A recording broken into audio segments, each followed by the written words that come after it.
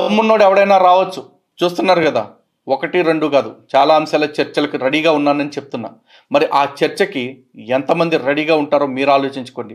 చర్చకు భయపడుతున్నాడు అంటే వాడు చెప్తున్నది అబద్ధమని, వాడు దాస్తున్నది నిజాలన్న విషయం కూడా వాడికి అర్థం కావాలి. ఇలాంటి వాళ్ళందరి నుంచి మన ధర్మాన్ని కాపాడుకోవటం కోసం నేను దేశమంతా తిరుగుతూ పనిచేస్తున్నా. అలాంటిది నా ఊళ్ళోకే వచ్చి ఇంత అరాచకం చేస్తున్నారు అంటే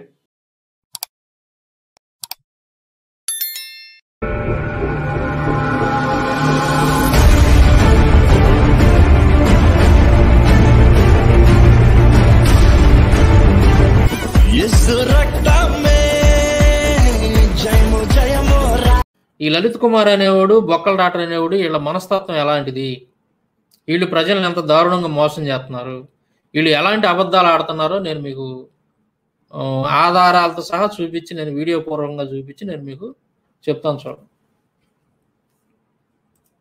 2020లో పోయిన సంవత్సరం మే నెలలో ఒక లైవ్ చేశారు వీళ్ళు. అంటే వీళ్ళ బుద్ధి ఎలాంటిదో మీకు తెలియాలి కదా, వీళ్ళ స్వభావం. దానికోసం నేను మీకు వినిపిస్తాను. చూడండి. 8,270 అంటే మీరు కంటెంట్ చెప్పండి, దానిలో ఏముందో చెప్తే కాదా చూస్తారు.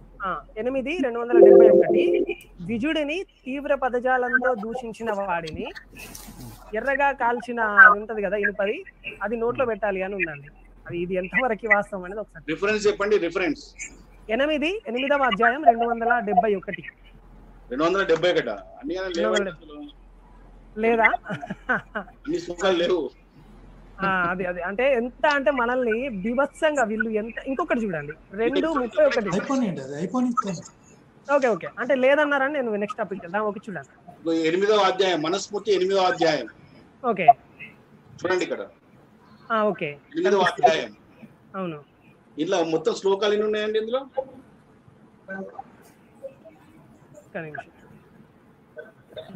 కొంచెం జూమ్ గా రావట్లేదు.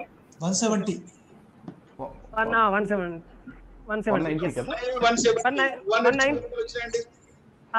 అది ఇంకొకటి చూడండి.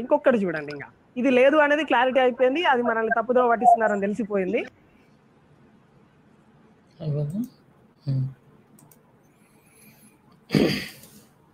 చూశారు కదా, వీడు ఏమంటున్నాడు, ఈ బొక్కల డాక్టర్ ఒకడు, లలిత్ కుమార్ గారు, ఈ పని ప్రసాద్ గారు, వీళ్ళు ముగ్గురు కలిసి ఏం చేస్తున్నారంటే చాలా దారుణంగా అక్కడ మోసం చేస్తున్నారు. లైవ్ ఒకటి పెట్టి ప్రజలు. ఇప్పుడు వాడు చూపించిందే పిచ్చి పుస్తకం అక్కడ. అది స్కాలర్స్ ఎవరు కూడా దాన్ని అథెంటిక్గా తీసుకోరు. ఇప్పుడు అక్కడ ఆ ప్రసాద్ అనేవాడు బుక్ చూపించాడు కదా, మనుస్మృతి. ఆ శ్లోకాల ఎదురు నెంబర్లు కూడా ఉండవు అసలు. వాటికి నెంబర్లు ఈడే పెన్ను తీసుకొని రాసుకున్నాడు వరుసన 1, 2, 3, 4 అని. అసలు దానికి ఒక తలా తోక అనేది ఉండదు వాడు చూపించిన పుస్తకానికి. అది ప్రమాణం అంటాడు వాడు. సరే ఓకే, అది పక్కన పెడదాం. ఇప్పుడు అతను చూపించినటువంటి ఆ ప్రసాద్ అనేవాడు చూపించిన పుస్తకంలో ఇప్పుడు ఒక వ్యక్తి అడిగాడు కదా, వాళ్ళ హిందువు అడిగాడు కదా, శూద్రుడు గనక బ్రాహ్మణుని దూషిస్తే, తిట్టితే నాలుక మీద వాత పెట్టాలి అన్నట్టుగా, ఏదో కాల్చి వాత పెట్టాలన్నట్టుగా ఏదో చెప్పాడు కదా. వాత పెట్టడం కాదు, అంతకంటే భయంకరమైన శిక్ష ఉంది దాంట్లో. నాలుకను కోసేయాలి. శూద్రుడు కనుక బ్రాహ్మణుడిని తిడితే నాలుగును అంత మటుకి కోసేయాలని ఏదైతే ఈ ప్రసాద్ లేదా ఈ బొక్కల డాక్టర్ లలిత్ కుమార్ గారు వాళ్ళు చూపించినటువంటి పుస్తకం ఉందో మనుస్మృతి అనేది, దాంట్లోనే స్పష్టంగా ఉంది. వాడు లేదు అని చెబుతున్నటువంటి ఆ బుక్లోనే స్పష్టంగా ఉంది అది. అంటే వీళ్ళు ఏం చేయదలుచుకున్నారు, ప్రజల్ని మోసం చేసి ఎట్నో గట్ట అబద్ధాలు ఆడకపోతే వీళ్ళ మతం బతకదు.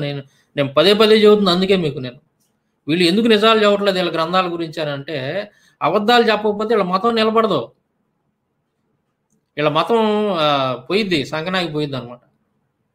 అందుకోసమని బొక్కల డాక్టర్ అనేటటువంటి వాడు, ఈ లలిత్ కుమార్ అనేటువంటి గాడిద కొడుకు, వీళ్ళిద్దరు ఎవరైతే ఉన్నారో వీళ్ళు అదే పనిగా అబద్ధాల మీద అబద్ధాలు ఆడటానికి కారణం ఏందయ్యానంటే, అట్లా అబద్ధాలు చెప్పుకోకపోతే వీళ్ళ మతం అనేది నిలబడదు. అబద్ధం అనేటువంటి పునాదుల మీద వీళ్ళ మతాన్ని కట్టుకున్నారు. కాబట్టి వీళ్ళు లైఫ్ లాంగ్ ఈ విధంగా వాళ్ళ స్క్రిప్చర్స్ గురించి, వాళ్ళ మతం గురించి అబద్ధాలు అనేవి ఆడకపోతే వాళ్ళ మతం అనేది నిలబడదు.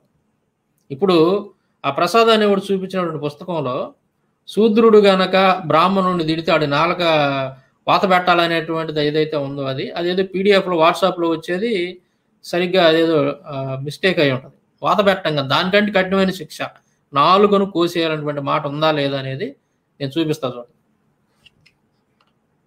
అదే బుక్, వాడు చూపించినటువంటి బుక్లోనే నేను చూపిస్తాను, వేరే బుక్ తీసుకొని.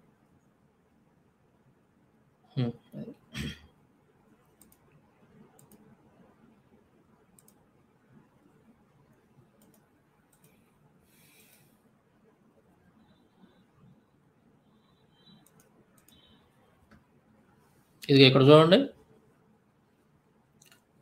ఇందాకలా లలిత్ కుమార్ గారు, ఆ బొక్కల డాక్టర్ గారు, తర్వాత ఈ ప్రసాద్ అనేవాడు, ఈ ముగ్గురు అబద్ధికులు చూపించినటువంటి బుక్లో నుంచి నేను అది ఉందా లేదా అనేది చూపిస్తున్నాను చూడండి. ఈ శ్లోకం నెంబర్లు కూడా లేవు, ఇది మీకు కనపడుతుందో లేదో కానీ దీనికి ఈ పలానా శ్లోకం అనే నెంబర్ కూడా లేదు దీంట్లో. ఈ పేజీ నెంబర్ వాడు చూపించిన పుస్తకంలో పేజీ నెంబర్ క్లియర్గా చెబుతున్నాను, 305 అనేటువంటి పేజీలో ఉంది ఇదంతా కూడా నేను చెప్పేది. 305వ పేజీలో స్పష్టంగా ఉందన్నమాట. దీనికి చూడండి, ఇక్కడ ఎక్కడో ఎవరో చెప్పిన కొద్దిపాటి జ్ఞానం చేత అహంకారం పూని శ్రోత్రియ సద్బ్రాహ్మణునికే ధర్మపన్నాలు చెప్ప సాహసించే శూద్రునికి చెవిలోను నోట్లోనూ కాచిన సలసల మరిగే నూనెను రాజు పోయించాలి. శూద్రుడు గనక బ్రాహ్మణుడికి ఏదన్నా ధర్మపన్నాలు అని అంటే ఈ స్క్రిప్చర్స్ గురించో లేకపోతే ధర్మశాస్త్రాల గురించో లేదంటే దేవుని గురించో ఏదన్నా ఇలాంటి మాటలు ఏదన్నా చెప్పినప్పుడు అతను ఏం చేయాలి? వీళ్ళు శూద్రులు మాట్లాడకూడదు, వేదాలు ఇలాంటివి కూడా మాట్లాడకూడదు. అలా ఎవడన్నా మాట్లాడి బ్రాహ్మణుడికే కనుక అవన్నీ కనుక నీతులు చెబితే వాడిని ఏం చేయాలా? అది చెవులో నోట్లోనూ కాచిన సలసలసల మరిగే నూనెను రాజు పోయించాలంట. ఇది ఈ ఎవడైతే ఈ ప్రసాద్ అనేవాడు లేదంటే ఈ బొక్కల డాక్టర్ అనేవాడు లలిత్ కుమార్ అనేవాడు చూపించినటువంటి పుస్తకం ఉందో ఆ బుక్లో నుంచే నేను ఇవన్నీ కోట్ చేస్తున్నాను, వేరే బుక్ కాదు. మళ్ళీ తర్వాత చూడండి, శూద్రుడు ద్విజులను దారుణమైన పేర్లతో పిలిచిన తిట్టిన వాను నాలుక తెగ్గోయాలి, అతడు బ్రహ్మదేవుని పాదజన్ముడు. అంటే శూద్రుడి గురించి ఎంత దారుణంగా అంటే ఎంత తక్కువ అయినటువంటి వాడిగా చూపిస్తున్నారు చూడండి. ఇక్కడ శూద్రుడు ద్విజులను దారుణమైన పేర్లతో పిలిచిన తిట్టిన వాని నాలుక తెగ్గోయాలంట. మరి ఇదేంది లేడని చెబుతా, లేదు అసలు ఆ అబ్బాయి అడిగినటువంటిది లేదు, మనుస్మృతులు అలాంటిది లేనే లేదు అని చెప్పేసి అబద్ధాలు చెప్తారేంటి? ఇటు ఎవడు ఈ లలిత్ కుమార్ గాడను బొక్కల డాక్టరు ఈ ప్రసాద్ అనేవాడు. ఉందా లేదా పుస్తకంలో? వాడు చూపించిన బుక్ ఏగా ఇది, మనుస్మృతి పిచ్చి పుస్తకం. ఈ పిచ్చి పుస్తకంలో ఉందా లేదా? ఇది చివరి శ్లోకంలో స్పష్టంగా ఉంది. శూద్రుడు ద్విజులను దారుణమైనటువంటి పేర్లు పిలిచిన తిట్టిన వాని నాలుగు తెగ్గోయాలి, అతడు బ్రహ్మదేవుని పాదజన్ముడు అంటున్నాడు. అంటే శూద్రుడు అనేటువంటి వాడు బ్రహ్మదేవుని యొక్క పాదం నుంచి పుట్టినటువంటి వాడు కాబట్టి వాడు బ్రాహ్మణుని తిట్టకూడదు. అంటే వీడు నీచమైన వాడు, హీనమైనటువంటి వాడు అనే అర్థాలతోటి ఇవన్నీ రాసుకున్నారు, చాలా స్పష్టంగా ఉంది తీసే. మరి ఇప్పుడు ఈ లలిత్ కుమార్ అనేటటువంటి వాడు ఎంత దారుణంగా అబద్ధాలు ఆడుతున్నాడో మీకు ఒక ఎవిడెన్స్ అనేది నేను ఇప్పుడు చూపించాను. ఏ బుక్ అయితే వీళ్ళు చూపించి అందులో ఇది లేదు అని చెప్తారో అందులోనే ఉంటుంది అది. గతంలో బొక్కల డాక్టర్ కూడా ఏం చేశాడు? బొక్కల డాక్టర్ చేసినటువంటి పని ఏంటి? మత్స్యపురాణం అనేటువంటి పుస్తకాన్ని చూపించి అందులో ఈ బ్రహ్మ తన కూతురు అయినటువంటి సరస్వతిని పెళ్లి చేసుకోలేదు అని చెప్పి, పెళ్లి చేసుకున్నట్టుగా లేదు అని చెప్పి చూపించాడు. పుస్తకాన్ని ఇలా చూపించి ఇలా పక్కన పెట్టాడు, అందులో లేదు అన్నాడు. నేనేం చేశాను? అదే బుక్లో నుంచి తీసి ప్రజల ముందు పెట్టాను, చూడండి ఈ బొక్కల డాక్టర్ అనేవాడు ఎంత దారుణంగా అబద్ధాలు ఆడుతున్నాడు. మొన్న రీసెంట్గా కూడా చూపించాను నేను ఆ వీడియో. అదేవిధంగా ఈ లలిత్ కుమార్ గారు వాళ్ళ బ్యాచ్ కలిసి ఏం చేశారు? మనుస్మృతి అనేటువంటి ఒక పుస్తకాన్ని చూపించి అందులో ఈ విధంగా లేవు చూడండి అని చెప్పేసి ఏదైతే చెబుతా ఉన్నాడో అదే పుస్తకం, ఆ ప్రసాద్ అనేటువంటి వాడు లలిత్ కుమార్ గారు ఏదైతే చూపించారో అదే బుక్లోంచి నేను కోట్ చేసి చూపించాను.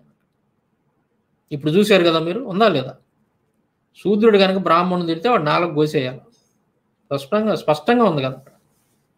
అతను ఆ కుర్రోడు అడిగిందేమో నాలుగు మీద వాత పెట్టాలని, వాత పెట్టడం కాదు, నాలుగనే కోసేయాలని ఉంది స్పష్టంగా, అంతకంటే పెద్ద శిక్ష. తర్వాత చూడండి ఇంకొక విషయం,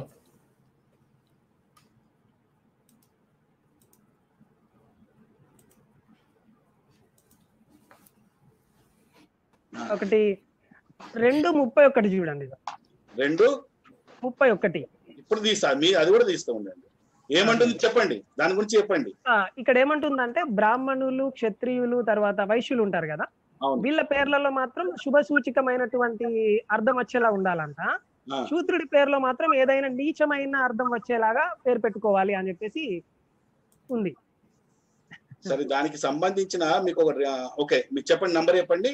2:31 సార్. 31.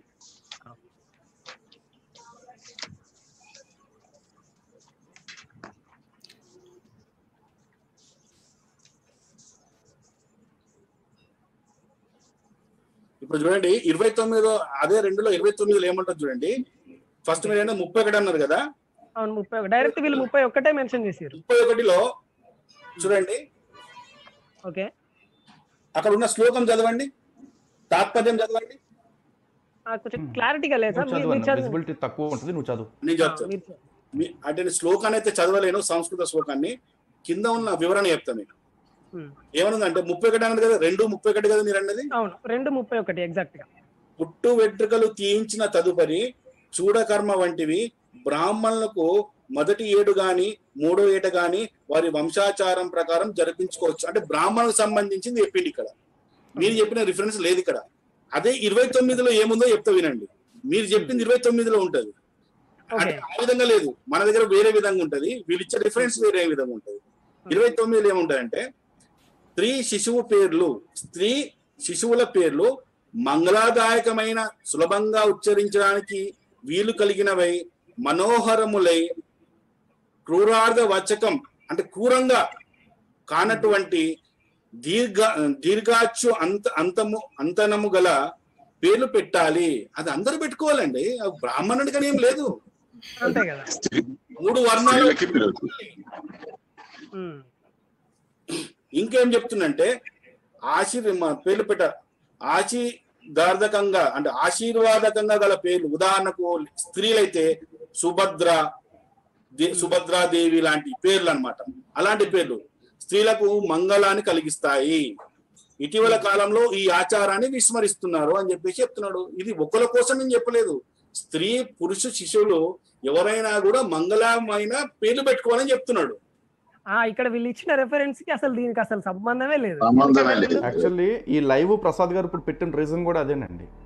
వక్రీకరణ ఏ విధంగా జరుగుతుంది, ఆ వక్రీకరణ తీసుకుని హిందువుల వ్యక్తీకరణ ఎలా జరుగుతుంది, ఈ రెండింటి మీద క్రైస్తవులకి అటు మత మార్పిడిగాళ్ళు ఎవరైతే తప్పుడు ప్రచారం చేస్తున్నారో వాళ్ళకి, మారిపోతున్న మన వాళ్ళు ఎవరైతే ఉన్నారో వీళ్ళకి ఇద్దరికి క్లారిటీ ఇవ్వాలన్నది ఆయన ఉద్దేశం.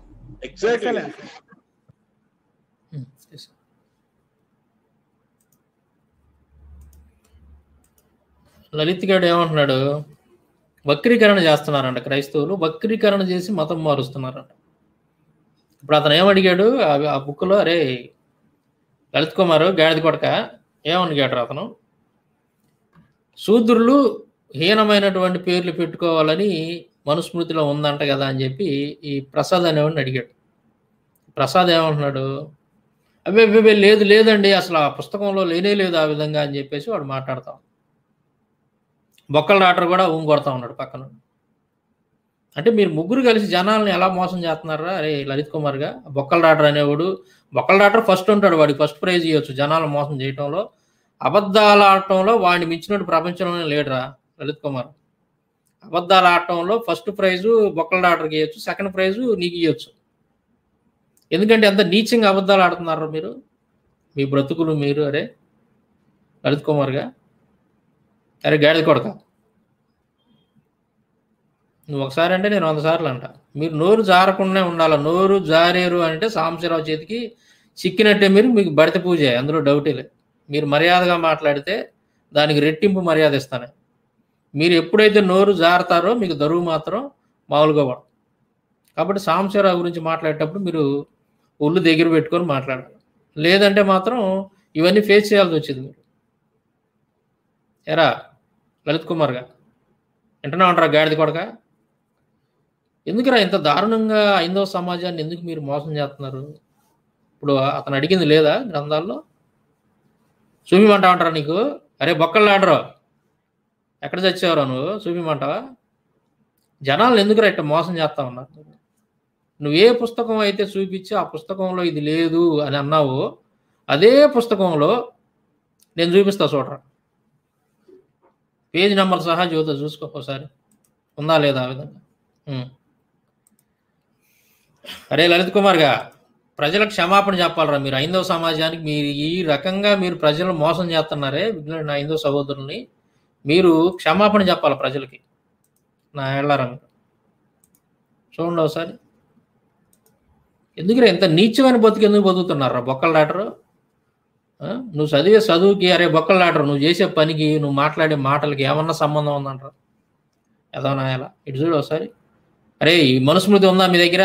మీ మతోన్మాదుల దగ్గర ఉంటుందిలే, నాకు ఇలాంటిది పిచ్చి పుస్తకాలు ఉంటాయి మీ దగ్గర, జాగ్రత్త చూసుకోండి. 47వ పేజీ. అరే లలిత్ కుమార్గా, 47వ పేజీ ఇది. ఈ 47వ పేజీలో ఇక్కడ చూడండి, ఈ పేజీ నెంబర్లు ఏమి లేవులే తగలబడి, వీటికి శ్లోకాలు నెంబర్లు ఉండవు, పిచ్చి పుస్తకాలకి ఎలాంటివి ఉండవు. మంచి పుస్తకాలకి అయితే అన్ని అథెంటిక్గా ఉంటాయి. డాక్టర్ బిఆర్ అంబేద్కర్ కోడ్ చేసినటువంటి మనుస్మృతి ఏమో అది ప్రమాణం కాదు మీకు, అదేదో పిచ్చి పుస్తకం. ఇట్లాంటి పనికిమాలి అన్నీ ఏమో మీకు ప్రమాణాలు, పిచ్చి పుస్తకాలన్నీ మీకు ప్రమాణాలు.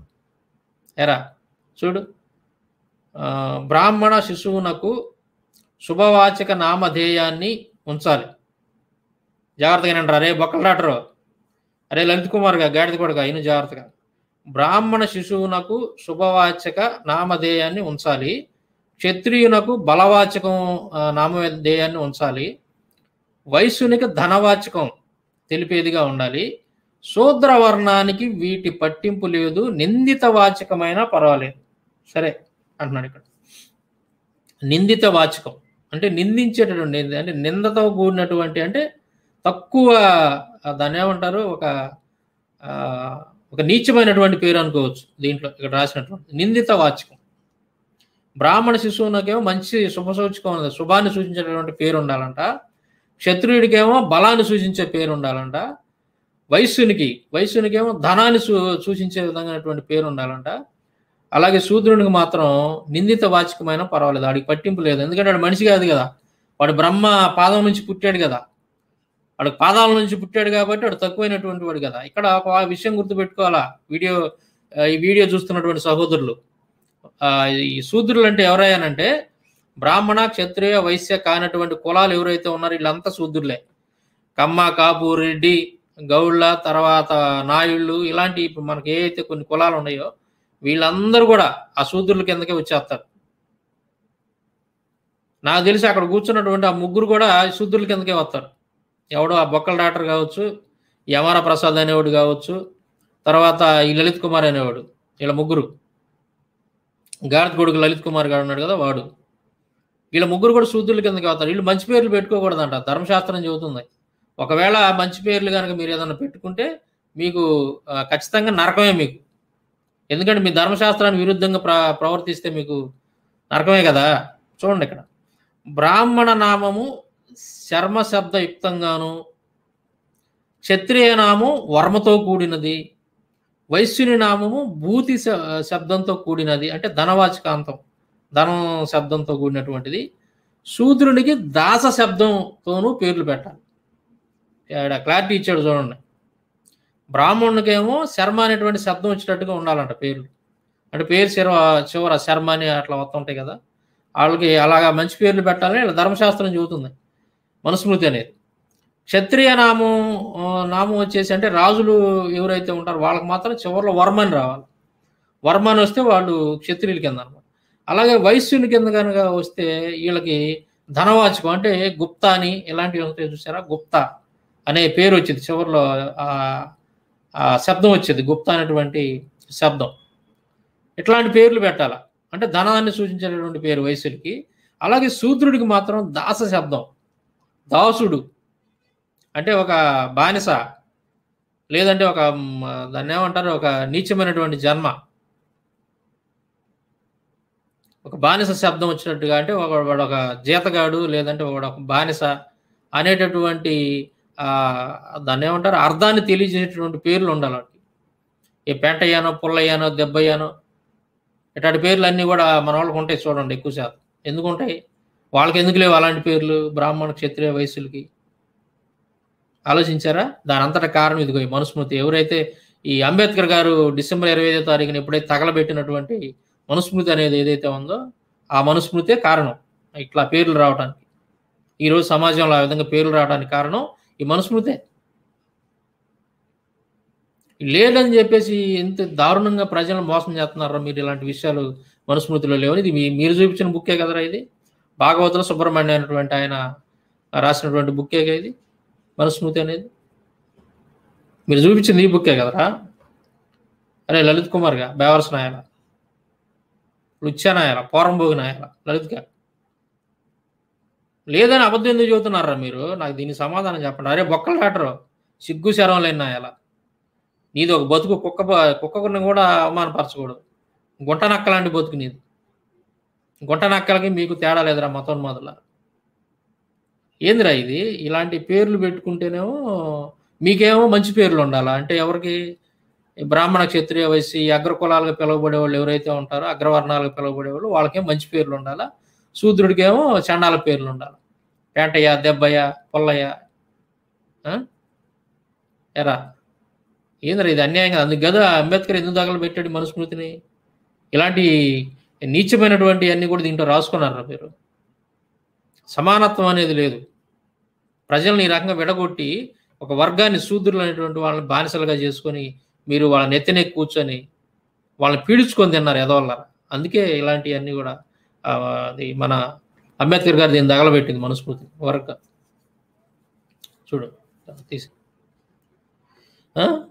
ఎంత దారుణంగా అబద్ధం ఆడారా మీరు. ఎరా లలిత్ కుమార్గా, నీచమైనటువంటి పేర్లు పెట్టుకోవాలి శూద్రుడని లేదా మనుస్మృతిలో? చూశారుగా ఇప్పుడు, ఉందా లేదా? అరే బొక్కలు డాక్టర్గా పక్కన కూర్చొని కొడుతున్నావు కదరా వాళ్ళు చెప్పేదానికి. ఎరా ఎందుకురా ఇంత దారుణంగా అబద్ధాలు ఆడి ప్రజలను ఎందుకురా మోసం చేస్తున్నారు మీరు? చూస్తున్నారా? హైందవ సహోదరులు కూడా చూస్తున్నారా? మీరు ఎన్ని దొంగ మాటలు చెప్పినా వాళ్ళ దృష్టిలో మీరు ఒక పెద్ద నీచులు, హీనులు అయిపోతున్నారు. ఎందుకంటే సాంబశివరావు అన్నీ కూడా ఆధారాలు పెట్టి మాట్లాడతాడు. గ్రంథాధారంగాను మీరు మాట్లాడినటువంటి మీరు ఏ విధంగా నీచంగా అబద్ధాలు ఆడుతున్నారో ఎవిడెన్స్ చూపించి మరీ మాట్లాడతారు సాంబశివరావు. ఎప్పుడన్నా మీ గ్రంథాలు చూపించి నేను ఎప్పుడైనా సరే, ఇప్పుడు నా 600 వీడియోస్ ఉంటాయి, 600 వీడియోస్ ఉంటాయి నాయి. ఈ 600 వీడియోస్లో ఎక్కడైనా సరే మీ పుస్తకాలు చూపించి నేను ఇదిగో ఈ విధంగా ఈ పుస్తకంలో ఈ పాయింట్ ఉందా అని చెప్పేసి నేను ఎప్పుడైనా లేని విషయాలు ఉన్నట్టుగా కానీ, ఉన్న విషయాలు లేనట్టుగా కానీ ఎప్పుడైనా చెప్పాను నేను మీకు? ఎప్పుడైనా సరే లేదు. తర్వాత వచ్చేసి బైబిల్ చూపించి బైబిల్లో లేని విషయాలు ఉన్నట్టుగా కానీ, ఉన్న విషయాలు లేనట్టుగా కానీ ఎప్పుడైనా చెప్పాను నేను మీకు? లేదు. ఏదైనా సరే ఉన్నది ఉన్నట్టుగా మాట్లాడాలి. సాంబశివరావు ఎందుకు ఈ విధంగా నిజాలు చెప్పాడు, ఉన్నది ఉన్నట్టుగా ఎందుకు మాట్లాడాడు అంటే, క్రైస్తవ్యం అనేది సత్యం అనేటువంటి పునాది మీద నిలబడింది. పునాది ఎవరయ్యా క్రిస్టియానిటీకి అని అంటే సత్యం. ఆ సత్యమే క్రీస్తు. అర్థమైందా? మేము అబద్ధాలు చెప్పుకోవాలని అవసరం లేదు. సాంబశివరావు అబద్ధం అనేది చెప్పాల్సినటువంటి అవసరం లేదు. కాబట్టి ఏదైతే ఉన్నదో ఉన్నది ఉన్నట్టుగానే చెబుతున్నాం తప్ప ఇంకో రకంగా ఏది మీలాగా ప్రజలను మోసం చేయట్లేదు. నువ్వు చెబుతున్నావా, ఒక పుస్తకాన్ని చూపించావా, దాంట్లో ఇది లేదు అని నువ్వు ఏదైతే చెబుతున్నావో ఆ బుక్లో నుంచే చూపించే. ఇప్పుడు నేను ఇంకొకటి కూడా చూపిస్తా చూడు. అదే మనుస్మృతిలో నుంచి మీరు ఏ విధంగా అబద్ధం ఆడారో అది ఉందా లేదా అనేది కూడా చూపిస్తాను చూడు. ఇంకొక ఎవిడెన్స్ చూపిస్తాను. అంటే మీ బతుకులు ఎలాంటివి ప్రజలకు తెలియాలి. మీ బుద్ధి, మీ నీచమైనటువంటి బుద్ధి, మోసపూరితమైనటువంటి బుద్ధి ఏంటో ప్రజలకు తెలియాలరా. అరే లలిత్గా గాడిద కొడక ఒకసారి చూడు మళ్ళీ.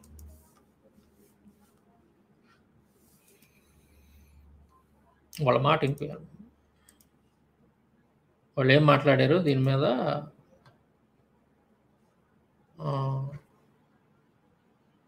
వీళ్ళిద్దరు మాట్లాడింది అది.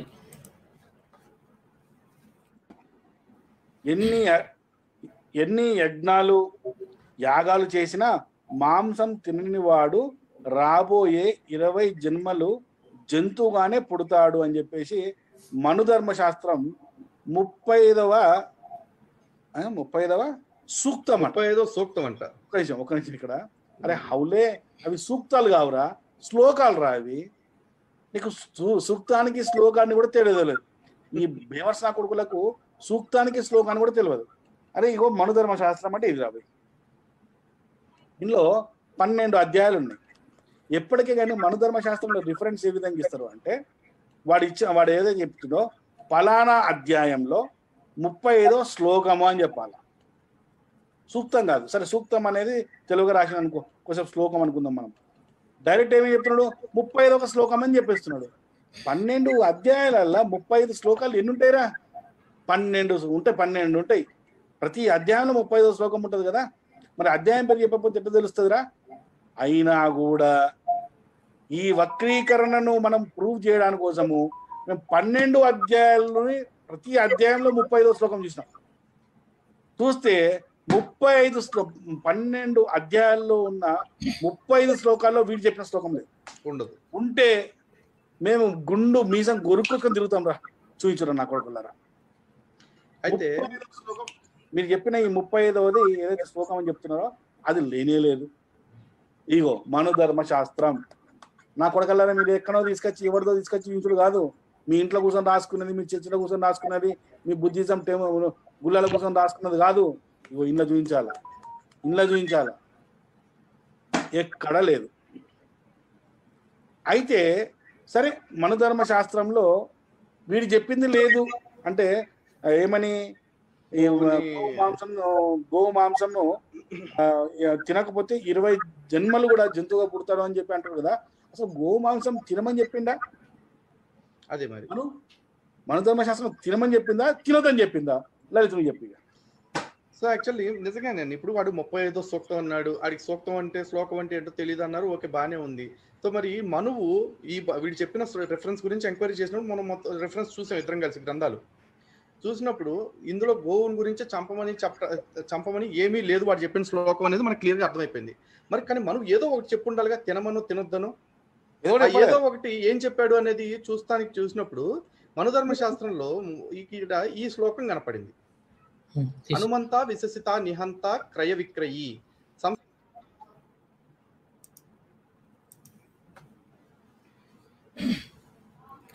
ఇప్పుడు పశు మాంసాన్ని కనుక తినకపోతే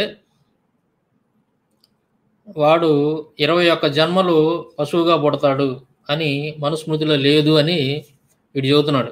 ఎవరు? ఈ ప్రసాద్ అనేవాడు. సరే, ఇప్పుడు ఈ లలిత్ కుమార్ గారు ప్రసాద్ కలిసి తెగ చూశారంట, ఆ బుక్ అంతా తిరగేశారంట, ఎక్కడ ఇలా కనపడలేదంట. 21 జన్మలు మాంసం తిన్నటువంటి వాడు 21 జన్మలు పశువుగా పుడతాడు అనేటువంటి విషయం మనుస్మృతిలో ఉందా లేదా? అరే లలిత్ కుమార్ గారు, జాగ్రత్తగా వినాలరా నువ్వు. ఎందుకురా ఇంత దారుణంగా మోసం చేస్తున్నారు? ఎందుకురా మీకు ప్రజలను ఎందుకు ఇంత దారుణంగా అబద్ధాలు చెప్పి మోసం చేస్తున్నారు? ఎందుకు? ఇప్పుడు మీ గ్రంథాల్లో ఉన్నది ఉన్నట్టు చెప్పుకుంటే మీకు నష్టం వచ్చిందని మీరు ఈ రకంగా అబద్ధాలు ఆడుతున్నారా? ఉన్నది ఉన్నట్టుగా ఒప్పుకుంటే, ఉన్నది ఉన్నట్టుగా ప్రచారం చేస్తే బయటికి మీకు నష్టం వచ్చిందని చెప్పేసి, లేదా మీ మతం నిలబడదు ఎందుకంటే అబద్ధాల పునాదుల మీద కట్టింది మీ మతం కాబట్టి మీ మతం నిలబడదని చెప్పేసి మీరు ఏమన్నా అట్లా అబద్ధాలు చెప్పడానికి ప్లాన్ చేసుకున్నారా మీరు? అట్లాగే ఉందిరా నాకు చూస్తుంటే, మీ వ్యవహారం చూస్తుంటే అలాగే ఉంది. లేరా, ఉందా లేదా చూద్దాం ఒకసారి మనుస్మృతిలో. చూడరా రే లలిత్ కుమార్ గాడిద కొడక, ఒకసారి చూడు.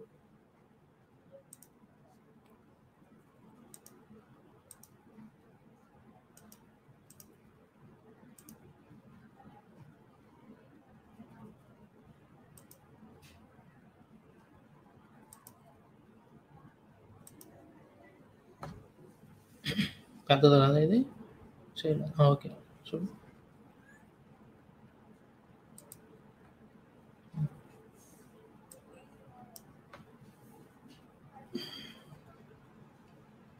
స్క్రీన్ మీద పెద్దగా కనపడుతుందా?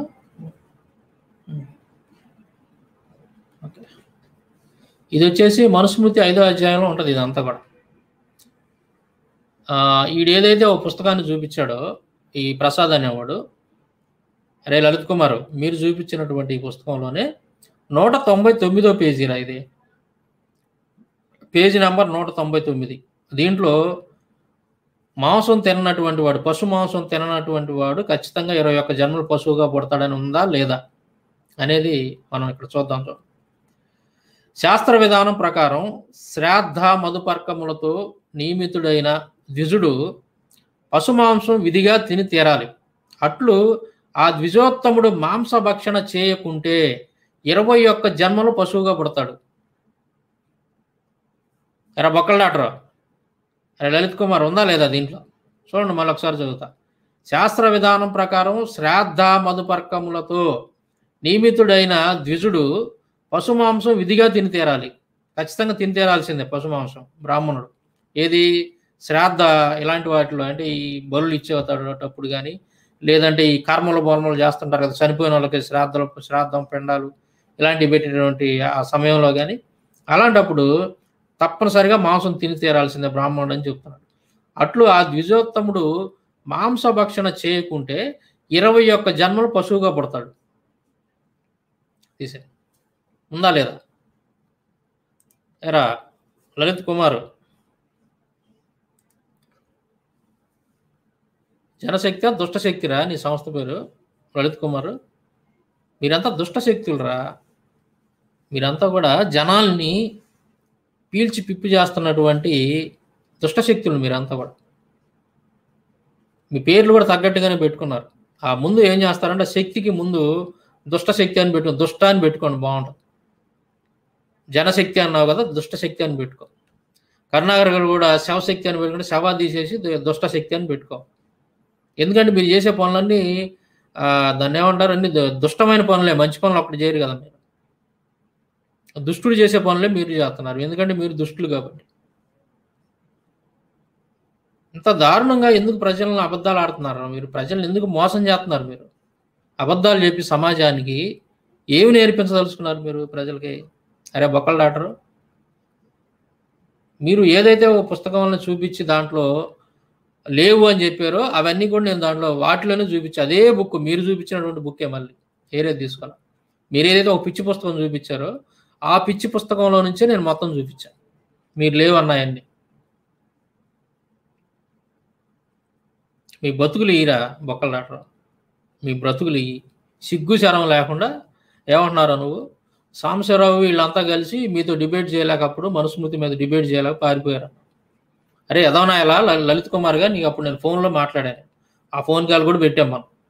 నేనేం చెప్పాను, మనుస్మృతి మీరు చూపించేది కరెక్ట్ కాదండి, అది ఏ స్కాలర్ కూడా దాన్ని ప్రమాణంగా తీసుకోలేదు. ఆఖరికి అంబేద్కర్ గారితో సహా, అంబేద్కర్ గారు కూడా అది కాదండి తీసుకుంది, వేరే మనుస్మృతి అని అంటే వేరే బుక్ ఉంటుందండి, అది తీసుకున్నాడు ఆయన. మీ చేతిలో ఉన్నది పిచ్చి పుస్తకం, అది ప్రమాణంగా పనికిరాదని చెప్పాను. కాదు గౌడదు ఇది కరెక్టే అని అన్నాను. సరే ఒక పని చేద్దాం, మనం నవీను మేమంతా కలిసి ఎప్పటిలాగే లైవ్ పెడతాం, మేము లైవ్లోకి వస్తాం, మీ లైవ్లోకి వస్తాం, మేము కూడా లైవ్ ఒకటి ఏర్పాటు చేసి చిన్న ఒక చర్చా కార్యక్రమం మనం చేద్దాం. ఏంటి, మనుస్మృతుల్లో మేము చూపించేది ప్రమాణమా లేదంటే మీరు చూపించేది ప్రమాణం అనేది నిర్ధారణ చేద్దాం మనం. ఒకవేళ మీరు చూపించే మనుస్మృతి కనుక ప్రమాణం కనుక అయితే దాని మీదే చేద్దాం డిబేట్, ఏమైంది తప్పే ఉంది దాంట్లో. అయితే మనకి నిర్ధారణ జరగాలి కదా, ఏది ప్రమాణం అనేది నిర్ధారణ జరగాలి. సంవత్సరాల తరబడి ఏ స్కాలర్స్ అంతా కూడా దేన్ని కోట్ చేస్తున్నారు మనుస్మృతి. అసలు నీ చేతిలో ఉన్నది ఎప్పుడు వచ్చింది, అది రాసినోడు ఎవడు, దాన్ని ఎలా ప్రమాణంగా తీసుకోవాలి. మనం దీన్ని అంతా నిర్ధారణ చేసిన తర్వాత ఒకవేళ నువ్వు చూపించేదే కనుక అదే కరెక్టు, ఆ మనుస్మృతే కరెక్ట్ అని కనుక తేలితే దాని మీద మనం డిబేట్ చేద్దామని చెప్పేసి నేను చెప్తే, ఈ ప్రసాద్ గారు ఏం చేశాడంటే లైవ్లో నా గురించి అది ఇది అని తిడతా, బూతులు తిడతా, డిబేట్కి రాకుండా ఎగనూకాను. నేను ఫోన్ చేసేవాడికి, రే ఏంద్రా నువ్వు మాట్లాడేదని లైవ్లోనే ఫోన్ చేసేవాడు. వాడు అందును ఫోన్ పెట్టేశాడు, మాట్లాడు. ఇట్లాగా మీ బ్రతుకులు అబద్ధాలు బ్రతుకులు. ఇప్పటికైనా సరే సవాల్ చేస్తున్నా కదండి నేను, ఏదైతే నా దగ్గర నుంచి డిబేట్ చేయలేక పారిపోయినటువంటి జంపు జలానీలు ఉన్నారో, ఈ జంపు జలానీలందరినీ కూడా నాతో డిబేట్ తెచ్చి కూర్చోబెట్టినోడికి 50,000 రూపాయలు గిఫ్ట్ అని చెప్పేసి నేను ప్రకటించాను. లైఫ్ లాంగ్ అది వర్తించింది మీకు. ఎవడైతే వాళ్ళని తీసుకొచ్చి నాతో డిబేట్ కూర్చోబెడతాడో 50,000 రూపాయలు గిఫ్ట్ ఇస్తాను నేను మీకు. ఇంకెంతకంటే ఏం కావాలరా మీకు బొక్కల డాక్టర్? ఇంత బంపర్ ఆఫర్ ఎత్తంటే ఇంక మీకు ఏం కావాలరా? 50,000 రూపాయలు గిఫ్ట్ ఇస్తాను నేను. ఎవడెవడు కరుణాకర్ గారిని కానీ, లేదంటే ఈ అమర ప్రసాద్ని కానీ, ఏది మనుస్మృతి మీద డిబేట్, లేదంటే ఈ బొక్కల డాక్టర్ గారిని కానీ, లేదంటే వెంకట చాగంటిని కానీ, ఆఖరికి ముదిగొండ శివప్రసాద్ లాంటి ఎవరైనా సరే ఏదైతే మనం మాట్లాడుకున్నామో అంశాల మీద డిబేట్కి కనుక వచ్చే పని అయితే నేను సిద్ధంగా ఉన్నా. వాళ్ళని తీసుకొచ్చి నా ముందు కూర్చోబెట్టినోడికి, డిబేట్ తీసుకొచ్చినటువంటి వాడికి 50,000 రూపాయలు గిఫ్ట్ అనేది చెప్పి నేను ఎప్పటి నుంచో చెబుతున్నాను. ప్రతిరోజు చెబుతానే ఉన్నా. మీకు ధైర్యం చాలట్లా. సాంసారం ముందు కూర్చుంటే ఎక్కడ ఇవన్నీ బయటపడిపోతాయో ఎదవల్లారా. సాంసారం ముందు కూర్చుంటే ఇట్లాగే మొత్తం బట్టలు కూడా తీసి నడి రోడ్డు మీద నిలబెడతాడు మన గ్రంథాలన్నింటినీ. ఇక మన పని అయిపోద్ది, మన హిందూ మతం ఇంకా సంకనాగిపోయిద్ది అని చెప్పేసి మీరు ఆ విధంగా భయపడిపోయి సాంసారాతో డిబేట్ చేయటం సత్తా అనేది మీకు లేకుండా పోయింది. ఇంకా సిగ్గు లేకుండా అది నేను ఎందాలు చెబుతున్నా, క్రికెట్ మ్యాచ్లో కనుక ఓడిపోయినోడు నేనే గెలిచానని చెప్పేసి ఎగురుతున్నాడు అనుకో గ్రౌండ్లో, జనాలు ఏం చేస్తారు? కేకరించి ముఖం మీద ఉమ్మేసి అరే ఈయన తీసుకెళ్ళి మెంటల్ హాస్పిటల్లో చేర్చండి రా అంట. ఇప్పుడు మీరు చేస్తున్న పని కూడా అదే. ఎగురుతూ ఉన్నారు గ్రౌండ్లో, మేమే గెలిచాము, సాంసారావు చేతులు ఓడిపోయింది. డిబేట్ రావడానికే భయపడిపోయి వెనక తగ్గారు అంటే దాని అర్థం ఏంది? మీరు ఓడిపోయినట్లు లెక్క. ఎందుకంటే యేసుక్రీస్తు గురించి ధైర్యంగా మాట్లాడడానికి మేము ముందుకు వస్తున్నప్పుడు, మాది సత్యం నిరూపించడానికి మేము ధైర్యంగా ముందుకు వస్తున్నప్పుడు, మొట్టమొదట స్టార్టింగ్లో ఉదయం నుంచి మధ్యాహ్నం దాకా క్రీస్తు మీదే మాట్లాడదామని చెప్పి ధైర్యంగా ముందుకు వస్తున్నప్పుడు, మీ కృష్ణుడి గురించి మాట్లాడటానికి మీ దగ్గర ధైర్యం లేదు అని అంటే, మీరు రాలేకపోతున్నారు, భయపడి పారిపోతున్నారు అంటే దాని అర్థం ఏంటి? ఎలా అర్థం చేసుకోవాలా? ఎలా బొక్కలు డాక్టర్ లలిత్ కుమార్ గాడిద కొడక అదోనా ఇలా మీ బతుకులు ఈరా అబద్ధాలు చెప్పుకోకపోతే మీకు లేదు, మీ మతం నిలబడదు. అది మీ బతుకు.